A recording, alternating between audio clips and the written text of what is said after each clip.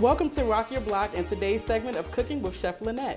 I am your host, Lynnette Jackson of Lynnette's Cakes and Catering, and we have a fantastic show for you today. Today, I am once again joined by my business partner and fiancé, Gregory McCottrell.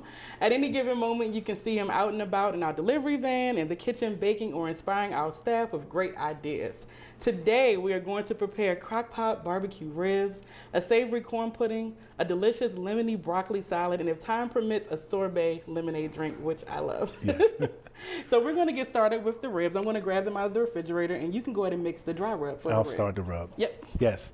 So for the rub, we have 3 tablespoons of paprika, 2 tablespoons of brown sugar, 1 tablespoon of salt, 1 tablespoon of pepper, a 1/4 teaspoon of cayenne, and a 1/4 teaspoon of garlic powder and onion powder. Excuse me. And while he mixes that, I'm going to show you the slab of barbecue spare ribs that I have here. Incidentally, with this recipe, you can actually use baby back ribs if you like, or spare ribs. Baby back ribs are a little bit more tender. Spare ribs are a little more meaty. Yes. And they have a nice little fat marbling throughout. You want to make sure you see fat throughout. That way you'll have even distribution of the fat, making it flavorful and as tender as possible. Yes. So once you mix that, we're going to rub this on our ribs. Now this recipe can be easily doubled. We're going to cook these in a crock pot that's about 5 quarts. If you use a crock pot that's a little bit bigger, maybe 7 quarts, you can actually fit 2 slabs of ribs in your crock pot. And you can just double your dry rub recipe. So very simple, very easy, very delicious, and we're excited about it. Okay, I got the rub here. I'm just gonna It looks really good. mix it a little bit more. And the thing about rubs, there are so many different recipes for rubs. Some of them have cumin, some of them have more cayenne or crushed red peppers.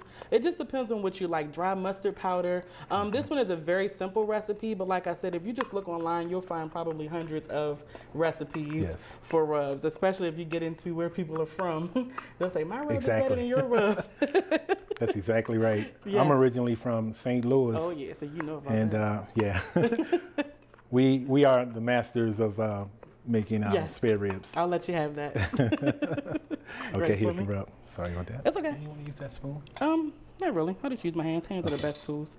So you just want to take it and evenly distribute it all over your ribs. Smelling good already. Yeah. And that paprika in there, you can smell the smokiness of the paprika. And like I said, if you add cumin, that would give it even more smoky flavor. More flavor, yeah. So I'm just going to press it in and then flip it over. You want to season both sides. You don't want to have a halfway seasoned rib. Nobody wants that. Exactly. Just want to rub it in really, really good. And this is about 3 pounds, these spare ribs. And like I Which said, will if you work want perfectly for the crock pot. Yes, definitely. The size, yep. 5 pounds. 5 quarts. 5 quarts, Yep. yeah. So once you do this, make sure it's covered all the way around. You're going to take your crock pot, the bowl of your crock pot, and you want to take your ribs and line the outside of the crock pot with the ribs. Yes. And you'll notice as they're cooking, they'll actually brown a little bit because the outside of the crock pot is actually getting hot, of course, the whole thing is. So you'll notice a little bit of a brown on your rib. Okay, and then you're going to let it go on low for 4 to 5 hours. If you want to cook it on high, you just adjust the time down to about maybe 3 to 4 hours, until they're tender and just about ready. Yes. Okay, so we're going to go ahead and stick them in there, and then you're going to grab the ingredients for me for the corn pudding, and we're going to move on to that. Let me get this out the way. I'll get the ingredients, the dry ingredients for the corn pudding. Yes. Okay. I'm going to wash my hands. Okay, I have Can the you dry grab these ingredients. for me too, please? I'm sorry, say it again? Can you grab these Oh, ingredients yes, for me too, sure. please? Certainly. Okay. Might as well get Alrighty. do you want to get the corn Yep, parts? I'll grab it. Okay. All right. And while we're working on the corn pudding, I'm going to put a stick of butter In the microwave to melt. Everything's better with butter. Yes. So for the corn pudding, you're going to start with 9 ears of corn, roughly about 4.5 cups. If you wanted to use frozen corn, shame on you, but you could. I prefer fresh corn, to be perfectly honest with you, because it has more flavor. Frozen corn, although it's frozen at its, most, I guess, ripe or ready stage. To me, it's a little bit watery. Yes. It's a little bit watered down, and you won't get the same effect for your corn pudding, and it may actually be a little bit watery. So you want to be careful with that. So what you want to do, fresh corn. I've already started taking some of it off the cob. Yep. I'm going to cut the rest off, and it's very easy. It's easy to actually use your bowl so that you won't have corn flying all over the place. So I'm going to take the knife and just go right down just like this. And everybody knows how much I love corn. You love corn. Yes, I love corn. The first time Gregory saw me eat corn, I mean, I was going to town on the corn, okay? Like, I couldn't help it. I was laughing. He was cracking up. It was so serious. I've never seen anyone eat corn like that. I love it. I love it. You know, it's funny. In our family, we actually make corn pudding sweet. Yes. So I decided to do something a little bit different to make it savory. So let me get the butter. Just for versatility. The butter is melted. Alrighty. All right. And I'm almost done with the corn. And like I said, you want roughly 4.5 cups of corn once it's all said and done. So if you do have frozen corn or canned corn or whatever you have, that's going to go over here. You just measure out 4.5 cups. Or if you have a lot of corn, and you see corn that's going everywhere. Imagine if I didn't have this bowl. It would be a catastrophe. All right, so I'm going to do the last ear. And once I do that, we're going to mix the butter into the corn first. I like to do that first because I like butter to coat each kernel of corn. I want to make sure it's nice and evenly distributed. And I got it. There you go. Okay. Alrighty, so pass that. So you want the butter now, right? Yep. So we're going to pour the butter in. Pour right over. Do the honors. Yep. Try to get it in here. Yeah, we're going to stir it up anyway. Yes. I'm going to use this bowl to mix the custard. Okay. So let me grab a spoon. You want to use this? I can use that. That's fine. Okay. So like I said, you just want to make sure all the corn is evenly coated with the butter.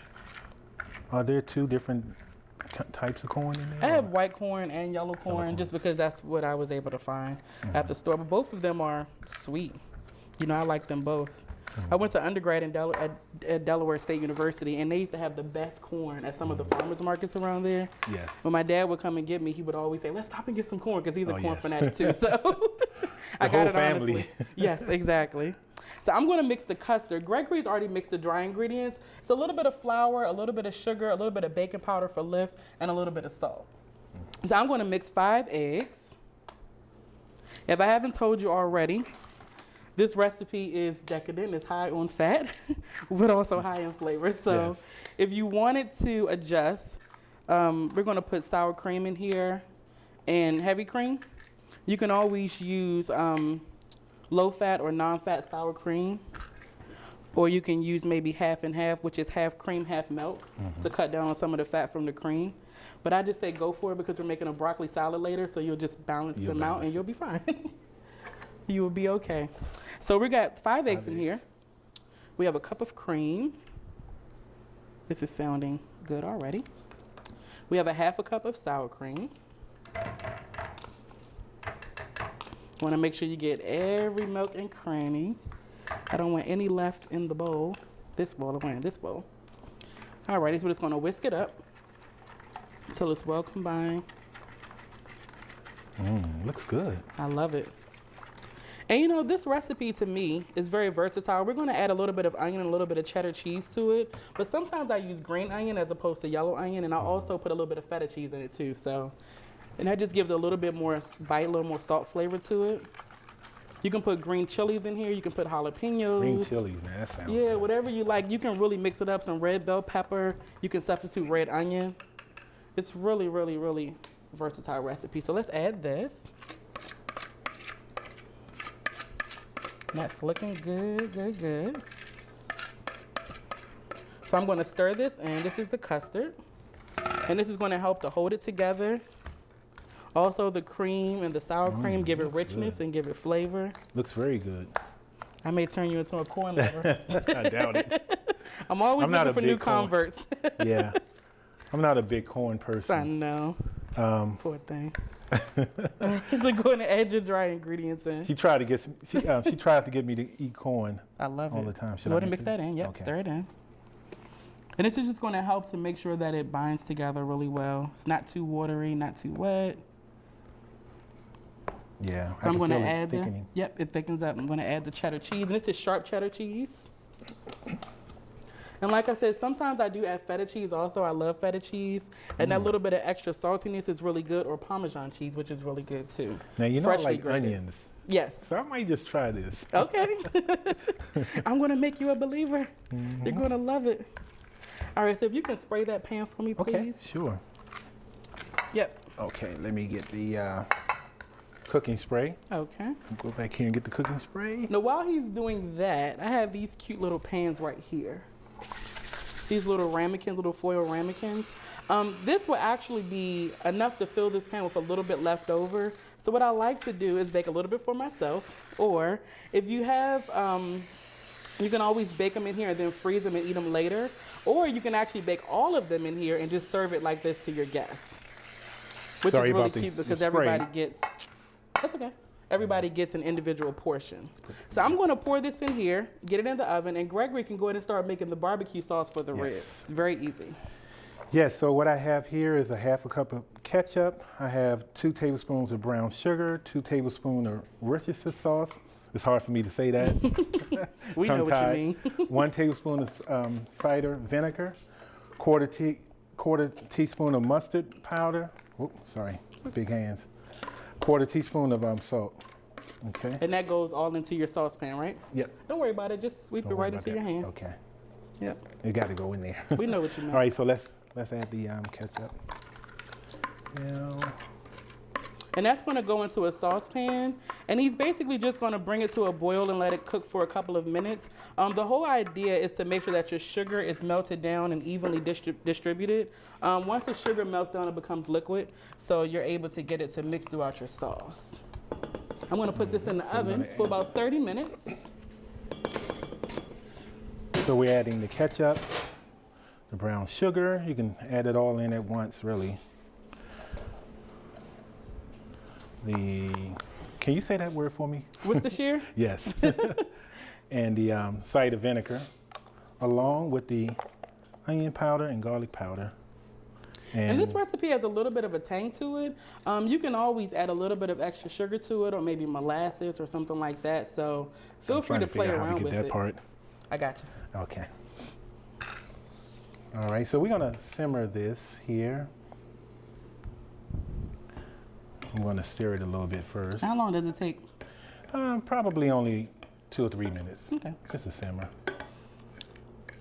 Well, Gregory's going to bring this to a boil. We're going to take a short break, and when we come back, we'll show you our next recipe and how to put everything together. We'll be right back. Alvin and the Chipmunks want to remind you, bacteria can hide in food and make you ill. Wow. But you can keep bacteria from ruining your day with 4 simple steps. Clean. I'm waiting for the rinse cycle. Separate. Cook. Fire in the hole! And chill. We chipmunks are notoriously tidy. Check your steps. The road trip to food safety starts at foodsafety.gov.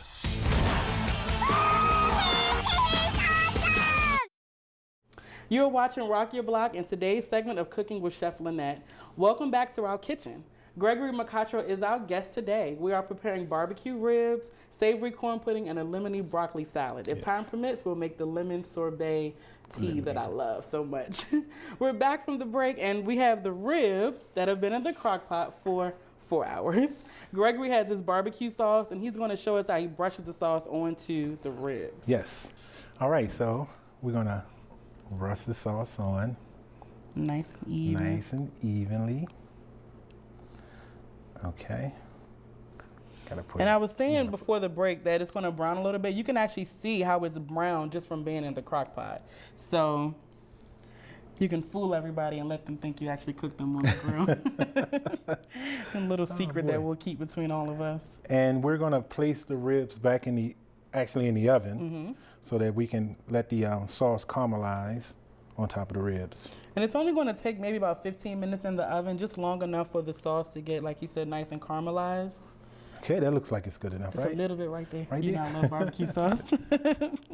Speaking of which, I prefer the barbecue sauce to be cooked in very cooked into the meat. Some people might like their barbecue sauce on the meat kind of wet. Yeah, and some people like it on the side. Yes, just that's like true. a dry rub. Yeah. Looks Okay. good. So that goes back in the oven. All right, so I'm gonna put it back in the oven. About 15 minutes. 15 minutes. And the extra sauce you can always serve on the side in like a little bowl. If anybody wants to dip their ribs into it, they can. So I'm gonna start on the dressing for the broccoli salad. So I have a shallot that I'm gonna start with. And I'll move this so you can see. And they're just like little onions basically, but shallots just are a little bit, the taste, I like the taste a little bit more. They're a little stronger, I guess you can say, but still have the sweetness of an onion. So they're really, really good. Plenty of flavor. Yes, definitely plenty of flavor. So I'm gonna chop that up. And while I do that, Gregory's gonna zest a lemon for me right into this mixing bowl. We're gonna make the dressing in this bowl. I should zest and juice, And right? juice, yep. Okay. We need about the zest of 1 lemon and maybe about a tablespoon of lemon juice into that bowl. So we're gonna zest real quickly here. Yep. And the lemons will give it a nice bright taste. I really, really love the way it tastes. Now, is this salad gonna be very lemony? It'll be, yeah, pretty lemony, yep. You want that taste. I like this lemon vinaigrette. You can use it on a regular salad. You can use it on fish or chicken, and maybe you want to add like a crushed garlic clove and use it as a marinade. You can do that. You can also substitute orange or lime, which is really, really good. Anything citrus, Yes. which is really, really good. I think we should try the orange one day. Oh yeah, that would be really good. And maybe put a couple of slices of mandarin oranges in the salad. That would be really, really, really good. That sounds good. Yep. All right, The light bulb is I going have lemon zest, Alrighty. and now let me juice. I guess I'm gonna have to juice with my hands here. Let me see. I can cut it in half for you. Cut in half for me, please. We'll share. Thank you. No problem. So I'm gonna squeeze the lemons. Squeeze it up like this so the seeds don't get in there. Like that. Okay. There you go. All right. Oh, still drop one. Well, we can get the seeds. Oh yeah. And I'm just gonna chop these up. Well, really, I'm trying to mince them. You don't want to have big bites of shallot in your salad, so you want to get it as minced as possible. Okay, that's 1/2 of a lemon. Let's Yep. get this other half real quick. Alrighty. All right. It's very slippery. Yeah, it is. I never zested a lemon like this before. Juice. Oh, juice, sorry. We have a I never- fancy juicer, Yeah. fancy smancy. Okay, let me get the seeds out. if you don't Alrighty. mind. Sorry for reaching. It's okay. He's just getting the seeds out. We don't want those seeds in our dressing. That's never a good thing.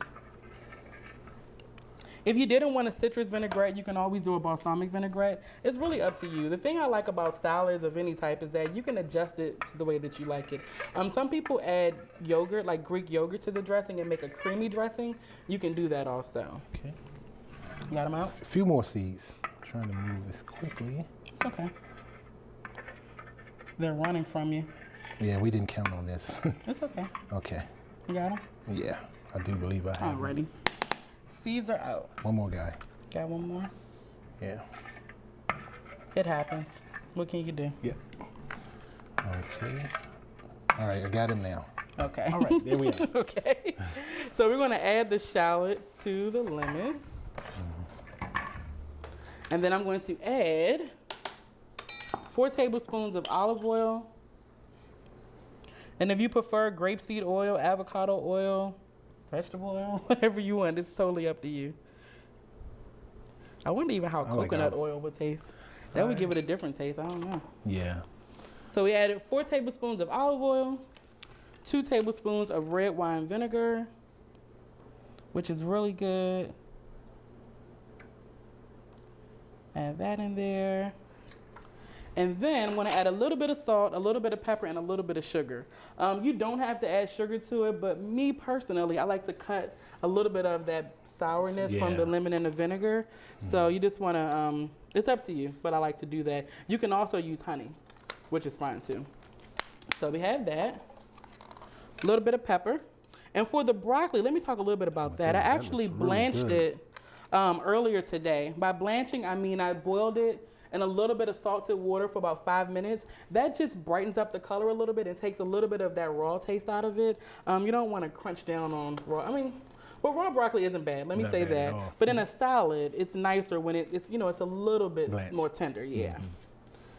So what you do, like I said, you want to boil it for 5 minutes in salted water, and then you want to drain it and then let it cool down. And that's with any vegetable, if you're doing green beans or whatever the case may be. And you can always actually cool it down in ice water. That stops the cooking immediately.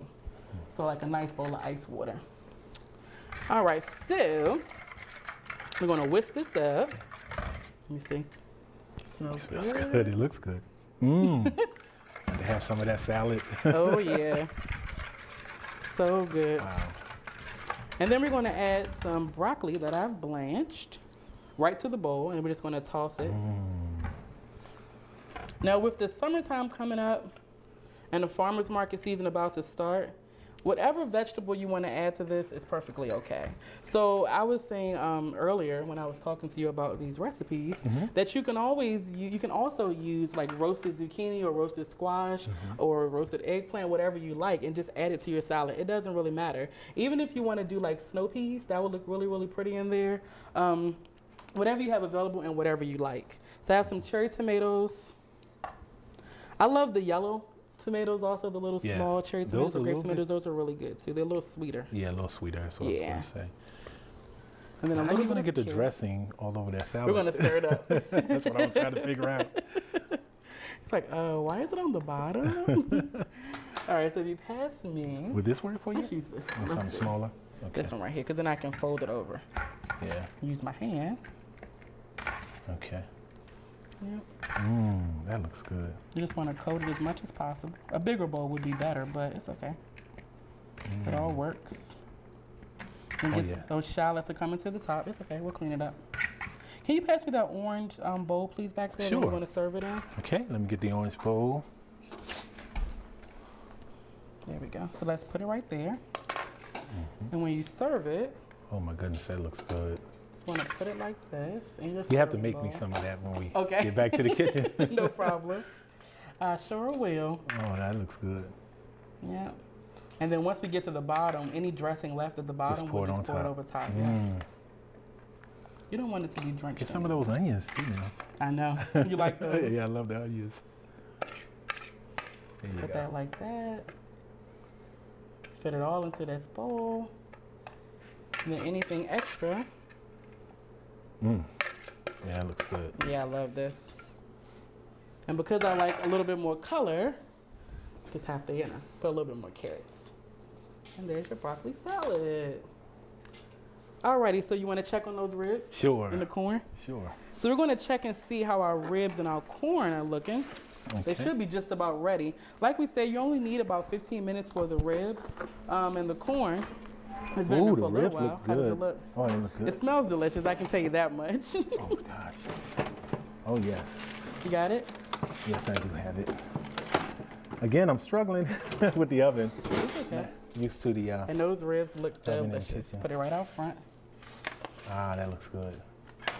And you can see how the sauce is glistening on the top and the sugar's caramelized a little bit. The ribs are nice and tender. You can see the bone is already like lifting up a little bit. Oh yes. The meat Almost is falling separating. apart. That's right. Yeah. Looks very, very good. You want to grab the corn? Corn pudding. Yes. Yes.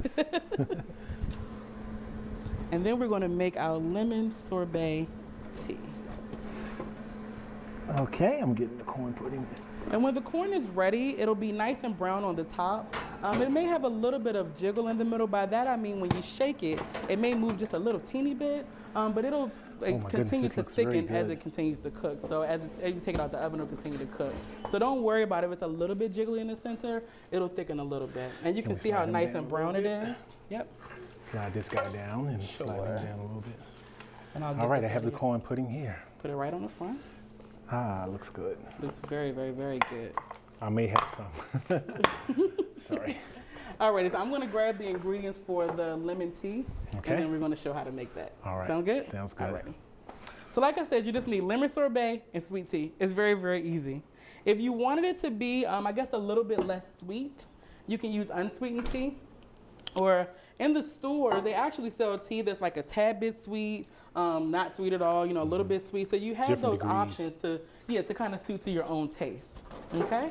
So let me grab a glass, a scoop, couple of stirs. You want me to scoop the? Yep, you're gonna scoop the sorbet. Sure. This is for Let's you. put it here for a second. And I'll move this out of your way. I'll put this here. I'll we're scoop it gonna- and put it over here. Yes, we're gonna start with about 2 scoops of sorbet in the glass. 1 scoop and 2 scoops. That's perfect. All right. And then we have some nice cold sweet tea, because I like it sweet. Just to pour right over top.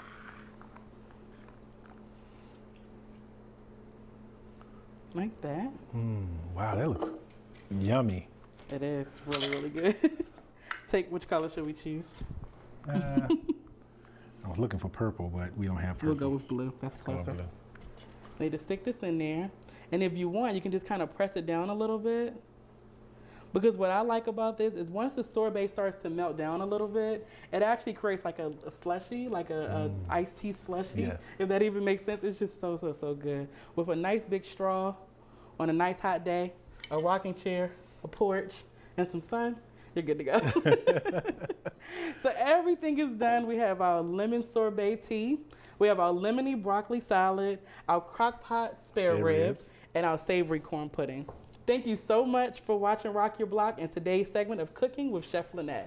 Our time is up and we have enjoyed being invited into your home or place of business. I'm so glad that Gregory joined me today, and I hope you at home will try our recipes during your next dinner. I look forward to returning to host another culinary segment right here on Rock Your Block. Thank you so much. Bye-bye. Thank you.